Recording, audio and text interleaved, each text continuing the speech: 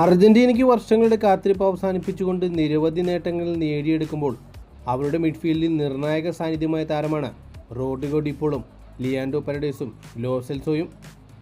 ഇപ്പോഴത്തെ അർജന്റീന മാധ്യമങ്ങളുടെ റിപ്പോർട്ട് പ്രകാരം ഇവർ മൂന്നുപേരും അർജന്റീനയുടെ 2026 വേൾഡ് കപ്പിലെ സ്ക്വാഡിൽ ഉണ്ടാകുമെന്നും പക്ഷേ മൂന്നുപേരിൽ ആരൊക്കെ 11-ൽ ഉണ്ടാകുമെന്നുള്ള കാര്യത്തിൽ സംശയമാണെന്നുമാണ് അർജന്റീന മാധ്യമങ്ങൾ ഇപ്പോൾ റിപ്പോർട്ട് ചെയ്യുന്നത്.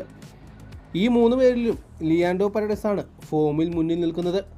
ലിയാൻഡോ പരഡേസിൻ്റെ കാര്യത്തിൽ ഏകദേശം ലയണൽ സ്കലോണി തീരുമാനമെടുത്തിട്ടുണ്ടെന്നും റോഡ്രിഗോ ഡിപ്പോളിൻ്റെയും ലോ സെൽസോയുടെയും കാര്യത്തിൽ ലയണൽ സ്കലോണി ഇപ്പോഴും തീരുമാനം വൈകിക്കുകയാണെന്നുമാണ് അർജന്റീന മാധ്യമങ്ങൾ റിപ്പോർട്ട് ചെയ്യുന്നത്. റോഡ്രിഗോ ഡിപ്പോൾ എന്ന ഇന്റർ മിയാമി താരത്തിൻ്റെ ഫോമിലാണ് ലയണൽ സ്കലോണിക്ക് ആശങ്ക എന്നും ലോ സെൽസോ എന്ന ലാലിഗ താരത്തിൻ്റെ ഫിറ്റ്നസ്സിലാണ് ലയണൽ സ്കലോണിയുടെ തീരുമാനം വൈകിക്കുന്നതുമെന്നുമാണ് മാധ്യമങ്ങൾ റിപ്പോർട്ട് ചെയ്യുന്നത്. എന്നിരുന്നാലും മൂന്നുപേരും അർജന്റീനയുടെ സ്ക്വാഡിൽ ഉണ്ടാകുമെന്ന് തന്നെയാണ് മാധ്യമങ്ങൾ റിപ്പോർട്ട് ചെയ്യുന്നത്.